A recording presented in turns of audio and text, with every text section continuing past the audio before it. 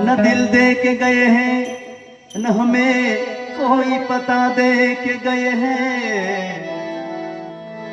दिन रात तड़पने की सजा दे के गए हैं। આ મરણ કેવું છે ભાઈ વિષ્ણુભાઈ, કોઈને કઈ ખબર ના પડે ક્યારે આવી જાય। એક શાયર ખૂબ સુંદર એક શેરમાં કીધું છે कि ना गुनगुनाती है ना शोर मचाती है, ना गुनगुनाती है न शोर मचाती है। अरे भाई मौत जब आती है चुपचाप चले आती है, चुपचाप चले आती है। એટલે ખૂબ સુંદર અમારા વિષ્ણુભાઈની એક ફરમાઈશ છે અને પોતાના પિતાશ્રી માટે ગવડાવે છે ત્યારે બે લીટી એમના માટે રજૂ કરી દઉં। चिट्ठी न कोई संदेश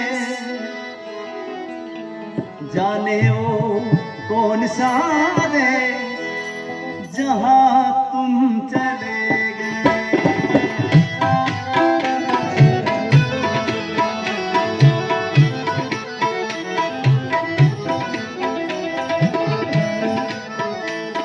इस दिल को लगा के जाने वो कौन सारे जहां तुम